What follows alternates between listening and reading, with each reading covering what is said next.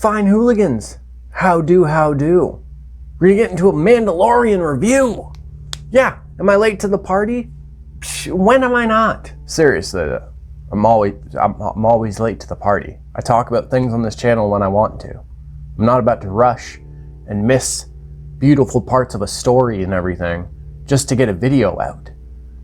Come on. Okay. This is the best thing that Star Wars has done in a very long time. Not a very long time, I'll say in a while. I really liked Force Awakens. Last Jedi, there were some hits and misses. Rise of Skywalker, whoo, that was a swing and a miss. Look, if I'm being honest, I just didn't enjoy Rise of the Skywalker. The Rise of Skywalker, I don't know, it's just honestly, the newer trilogy just doesn't make sense for me. I don't know. It kind of suffers from the Darth Maul effect. If you're wondering what I mean by that, the Darth Maul effect is this. Think about the prequel movies. The one thing that you basically see either most people bring up or brought back from that series, Darth Maul, because he looked cool and he had a cool lightsaber. Kylo Ren had a cool helmet, cool lightsaber. Darth Maul effect. I'm not trying to hate on the new movie or anything, honestly, but just for me, that's how I feel. What can you do? But that's not what we're here to talk about, is it, my little Piccadillys? Okay, first off, when I say review, I'm not going to be doing like a whole recap of the season of every little event that happens. I'm going to be talking about the things that I enjoyed, the things I noticed about the show, whatever have you. If that's not your thing, I understand.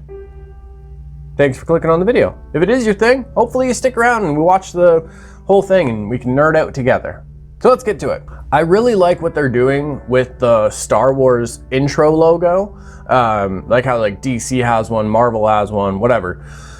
I really like the different helmets and everything being shown while there's like the lightsaber like kind of battle going on like over them and everything. It's I don't know, that was just it's a really cool like intro logo, intro slide, whatever. And I definitely think like for shows and stuff like this, I don't know if they're gonna do it for like all their movies and stuff too. But I don't know. I thought it was really cool. One thing I'm not gonna clear it up. I don't want to say that. I am gonna say this story takes place after Return of the Jedi, the movie in which Yoda dies. I will not be referring to the child as Baby Yoda. I can't do it. I don't like, that's the only thing really about this whole thing that's really bugged me, is all the people calling the child Baby Yoda. Because if you're not familiar with the show, or you knew about it, whatever, but you haven't seen it yet, you're sitting there thinking like, Baby Yoda, like what? That doesn't make sense, especially if it takes place after Yoda died. But then, oh, there we go. It's looking a bit dark there on the screen, so boom, scene is much brighter now. But anyway, the whole Baby Yoda thing, nah, it's not my bag. Not my bag, man. And if like the director and everything of the show is like correcting the CEOs of Disney and saying like, hey, don't call it Baby Yoda, it's the child. I feel like as fans, we should kind of respect that too. Just saying. What's really cool is Din Djarin, the Mandalorian, our main character. Oh my God. What's really cool is Din Djarin, the Mandalorian, like the main character, is paid. Look, I'm probably gonna cut them out, but this is my 4th time trying to say this, like, piece. So what's really cool is Din Djarin, our main character in The Mandalorian, is played by Pedro Pascal from Narcos and Game of Thrones. He played Oberyn Martell, had the fight with the mountain and everything, where it's like, you know what I mean? But he's actually in the suit, except for like one episode, because it was like shooting conflicts or whatever. But like for every episode that you're watching, aside from one, I think it was like episode 4, Pedro Pascal is actually in that suit and in that helmet. Like that's, I don't know, that's actually really cool, because they could have just done like the stunt double thing and then got like him to voice it over, you know what I mean? So with The Mandalorian, we're not in a world where it's, you know, the Empire rules everything and everyone's afraid of it and whatever. It's more so the Empire, it's fallen, and you see that. from the stormtrooper suits not really looking very polished and stuff, you see things are getting a little bit more kind of like gritty or whatever in a way. It's just, you see that a lot of these stormtroopers have been through fights and been through battles, and it's not like they can go back up to the Death Star or some like the Star Destroyer and like get their suit fixed or get a new piece of armor, you know what I mean? And there's different things in the world that kind of remind us that the Empire went from being this very, very powerful thing to now it's like little groups of people that are scattered throughout wherever, you know what I mean? They can come together, and there are still believers of the Empire, but for the most part, it seems like they're very like spread out and stuff, you know what I mean? So going forward, there's gonna be a couple things like in an episode here or there that I'm gonna mention kind of specifically, because it was just something that it stood out for me. So in episode 1, when we're first meeting Din Djarin and everything, he kind of gives us that feeling like we don't know if he's a good guy or a bad guy, or he is just walking the middle. And honestly, this might be from me like just finishing like The Witcher and everything on Netflix as well. But this feels a little bit like The Witcher in a Star Wars universe. And I actually mean that as like a compliment. I thought it was actually like really, really cool. Especially as like the show goes on and we have these side quests and everything. Which ones did I write down? No, Sanctuary, episode 4, that for sure feels like a Witcher kind of thing. And when Din Djarin just wants his like parts and stuff back, I believe that's what it was, but then they're like, no, we need you to go get this egg first. That is exactly what Geralt has to go through in so many like circumstances where we're on point A, we're trying to accomplish this, but to accomplish that, this person wants us to do side quest B. And honestly, like, I don't know, I thought it was really cool kind of like getting to see this from like, you know, not a Jedi or a Sith or, you know, this is somebody who isn't even involved with any of that shit. We get to see somebody who is, you know, in a way they're trying to be on their own because that's what they know, and that's the way. But in their heart, they can't help but, you know, be a hero to some, be a parent and guardian to others. And it's just one of those things where you feel like you don't need people. People might not need you unless it's like a bounty or something like that, but people do need you, and you need people, and you care about them. And they care about you. Folks, I was so stoked when we saw the Carbonite. Carbonite on Din Djarin's ship, come on now. That was just really cool. I have my notes like beside me, so I apologize if I keep looking over here. There's a couple things we're just gonna run through really quick because they're very like short notes.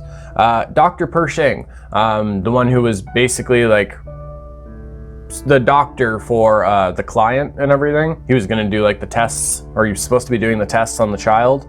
That actor is from American Gods. I thought it was cool to see him in other stuff. Where, you know, we've heard, don't tell me the odds, or I don't like those odds, or whatever, you know, Han Solo's favorite lines. I like when we got like the little one from Din Djarin, where it feels like you're outnumbered in a fight, and he's like, I like those odds. Creole? I believe that was the name? Creole? I think so.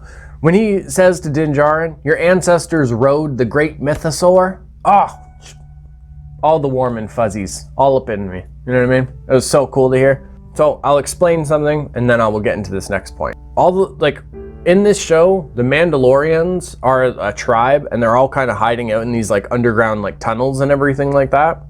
When Din Djarin first goes in there and you're seeing the different ones like sitting to the side or standing there or whatever, I know there's the big guy that you see eventually. Hamel Fett should have been one of them, folks. I'm telling you, Hamel Fett should have been in this show. There was many times seeing all those Mandalorians and stuff. I was like, man, one of those should be Hamel Fett. Just one of them. And then even when we see the Blacksmith Lady, she's got the fur and everything. I'm not saying Hamel Fett did it first, but that's what I'm saying. But also, like the Blacksmith Lady, I'm saying Blacksmith Lady, it like as far, only thing I could find is she's credited as armorer. But she's not just an armorer because she makes the weapons too. So either way, the Blacksmith Lady, you badass. Oh, So badass when she beats up all the troopers and stuff, and like her Spartan like type helmet. It just, I don't know. Super, super cool. I can't remember what Darth Maul's species is called, but I think if I remember correctly, she had like this almost like a Spartan type face to the helmet, but then she had like the little spikes going around there. Ow, so badass. She's dope. Animal Fett should have been in it though. The fight scenes in this show, ooh, super bueno. One thing I will say that I found a little bit overused.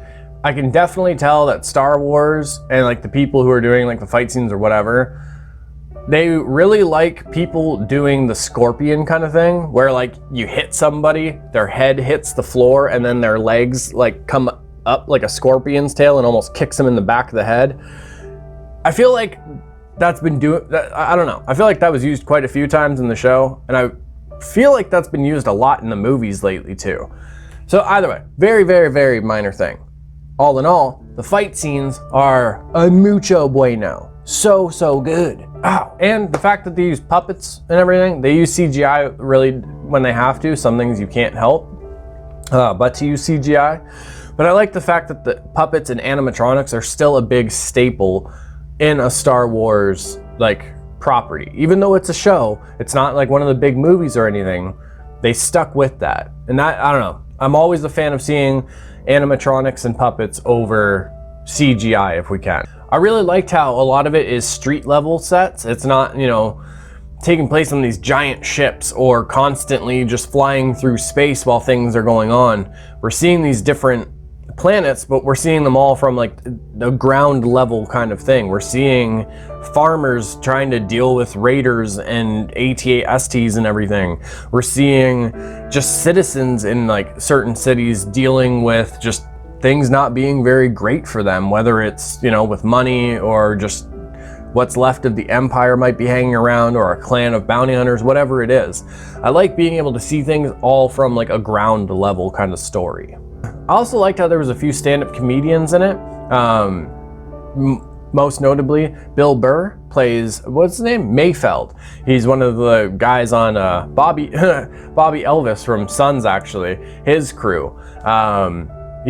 If you're not familiar, Bill Burr, he's a stand-up comedian. He's the F is for Family on Netflix, but his character, Mayfeld, is the one with the guns, like, basically everywhere. But yeah, I thought that was cool. And I like how, like, his character mentions, like, when they're talking about, like, why don't you take your helmet off? He says, like, you know, you're not a Gungan, are ya? And, like, I don't know. Look, I'm not a huge fan of the whole Gungan species in Star Wars. I wasn't a big fan of Jar Jar Binks as a character. I take it or leave him kind of thing. But I like how like we're getting references to things from just like really like the whole past timeline of Star Wars, without it kind of feeling like a you know, a nudge and a wink to the camera. A lot of cameos like what in the Star Wars movies, it kind of works like that. Like the person who's making a cameo, the camera will be like panning, and you'll make sure you center on that person before you keep going or whatever. And there are certain jokes and kind of things that it kind of feels like it's, you know, it's more trying to play off to the fans in more, not really like a cool way, more of a kind of cheesy way, if this is making any sense. Look, I'm gonna level with you folks. I'm trying to do this and I haven't even had one coffee in me yet, so just bear with me, all right? Clancy Brown as Burr. Come on now.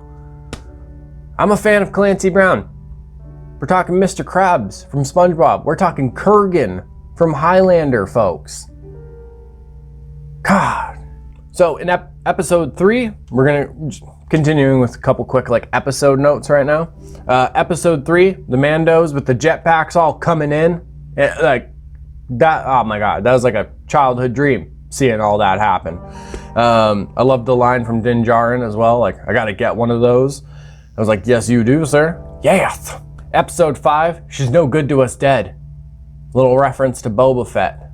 One of my favorite scenes of this show is when the child thinks he killed the droid Zero, and he just like looks at his hand and everything, but then you see what actually happened. I don't know, I loved that scene. And actually, since we're talking about the child, the relationship with the child and Din is 100% a parent and child kind of thing. like 100%. You know, Din wants to make sure the child is safe and is basically always close to him.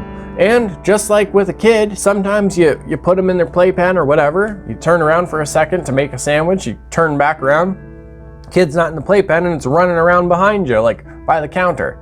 Kids are stealthy. I got 3 of them, trust me. They're like spies. One of the perfect like scenes to illustrate this is when all the kids are in the village, want to go play outside, and they want to bring the child with them, and Din's like, no, I think you should stay here. Like it'll be safe. You know what I mean? He's acting as that overprotective parent, and 100% like this. They go from basically being a bounty hunter and a bounty to a parent and child. And we see that come like really full circle by the end of the season. One thing that is so cool about this show is the fact that there are people that only know about the Force because of old stories they were told and rumors they heard. So there's folks that, you know, their whole life hasn't been, you know, about like Jedi and Sith and people using the Force and lightsabers and stuff like that. That this is literally just like myths and folklore that they've heard about and like little stories from people. And I think that's a really cool take on it because look, it's Star Wars. If you're a fan of Star Wars, you're aware of the Force. That stuff is in every single movie. Maybe except for the Solo Star Wars movie. Can't remember off the top of my head. But either way, like it's a lot of the Star Wars stuff comes back to the Force. This does not. Din tries to explain even certain things that the child did, and people are like, well, yeah, I've heard stories about that, but no one can be like, oh yeah, it's the Force. And I really enjoyed that. I don't know, it was a different take on it. It was a different like perspective on the whole, like this world that, you know, up until this point we feel like is like entrenched in the Force and like everyone knows about it. But that's not the case. And I don't know, I thought it was really cool to like portray it like that. In episode 7, also when this whole like, you find out really more so that the Force is based off stories and stuff. We have that scene with Moff Gideon and his TIE fighter landing, and just the way like it actually lands and everything and the wings went. I thought that was really cool. In episode 8, our final episode, I really like how it starts with the 2 speeder troopers or whatever. The 2 troopers having their conversation where, like, if you think about like a water cooler kind of thing, like talking at the office, this is exactly what it would feel like, at least how I feel anyway, if it was between 2 stormtroopers or whatever it is. Like, what else are you going to talk about? You're dealing with a bunch of really like kind of shitty leaders, and just, I don't know, this whole thing felt, I don't know, I guess I could see why some people would be like, this doesn't really make sense, like we didn't need this whole conversation or whatever. I don't know. For me personally, I thought it was really cool. I thought it was literally water cooler talk, but for stormtroopers. You know what I mean? Trying to like live under these like, I don't know, leaders, if that's what you want to call them anyway. Especially like in the Empire, where it's like, oh cool, like you questioned me, I'll just shoot you. You're dead now. You know what I mean? You're gonna talk about a lot of shit and like overanalyze or really analyze things. IG11. I haven't talked about him yet. Why haven't I? Because I wanted to wait until near the end, folks. Because we can't just mention this one. IG11 is a true redemption story. You know what I'm like? Come on now. When we first meet him, he's a hunter.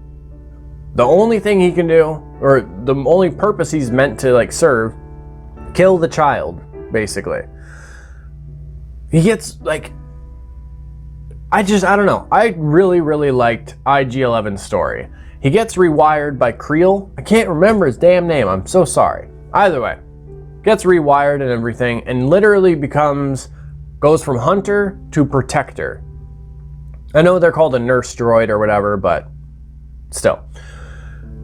He's willing to put himself in harm's way for the child, do what he can to protect the child, always make sure that like that child is taken care of and in a good place kind of thing. And if it's not, he's probably going to shoot you. A lot. And then when we get to the point where, like, you know, it's looking like there's no escape for the heroes. We have no idea really what's going to happen. We have stormtroopers on either side of the tunnel. IG11 pulls a book right from Terminator 2 and pulls a string of my feel spots. Just starts walking through that lava, pops down his chest, and boom, the self-destruct thing that he was going to use earlier. He couldn't allow himself to be captured, but he also had to make sure the child was going to be safe. Said the thing to Din Djarin, you know, are you going to take care of this child and everything? Yeah, of course. Like, okay, then my thing, like, I'm done. I've served my purpose. This is my last step to help. And it's just a droid having that good of a story. Oh, so bueno. One thing I thought was really cool and it kind of important to include if you're doing a show about the Mandalorians, it's not a race, it's a creed. A lot of people, like I saw kind of leading up to this, were saying like, well, like, where do the Mandalorians come from? Like, do they look different or do they look human? Whatever it is. When it says, like, you know, we're not a race, this is a creed. In a way that's saying, you know, it doesn't matter if you're human, it doesn't matter if you're, you know, Darth Maul species, whatever. If you accept this way and you know, truly embrace the Mandalorian creed, then you are a Mandalorian. This is the way. I just think it's really cool when Star Wars does certain things like this and goes, look, let's just clarify a couple things here for you folks, and then we can move forward more. I think it's important to do because it's the same thing with Jedi and Sith. They're not species, those are creeds that you follow. Like a religion. Excuse me. The final episode, when he gets his jetpack insignia, the mud horn there. Oh, it's like watching your child take a first step. Watching a Mando get his jetpack. The ending of the show was really cool as well because it really did feel like an old Western where the cowboys cleared the town of all the outlaws and everything that were there, and now, you know, instead of staying there, like, no, like, I gotta keep moseying on, and they just take off into the sunset on their next adventure, whatever that may be. The end of the show really gave me that feeling, like 100%. It definitely feels like Din Djarin was, you know, the cowboy that rolled into town and helped the town folk, and now, you know, instead of staying with them and everything, where it could be a peaceful life for them, he's off into the sunset to handle this next adventure of his. But we don't end it quite there, do we? Oh no, we get Moff Gideon's lightsaber. All shaped like a sword, it's black and everything. Oh goodness, folks. Look, I know I said I like the fact that, you know, this whole thing, there was people who didn't have lightsabers and like didn't really know about the Force except for hearing about it. But give me a lightsaber here and there and I'm happy, you know? So season 2 is already confirmed to be happening, and I am very excited where they take Moff Gideon and his lightsaber and stuff. I don't know. I don't know what's gonna happen in season 2. Oh my goodness, I'm very excited. I am. All right, so now we're at the end notes. Really enjoyed season 1. I'm very excited for season 2. These are going to be some jot point notes. We'll get through some things that I may not have mentioned during my review / nerd out thing. So like I said, I love the inclusion of the stuff from like chapters 1 to 6 without it feeling like, you know, a huge wink to the camera and everything has to pause so we like recognize that this just happened and stuff. I like that a lot of the humor doesn't come off as, you know, kind of corny or just misplaced or comes at the price of ruining an emotional moment or a heavy moment in the story.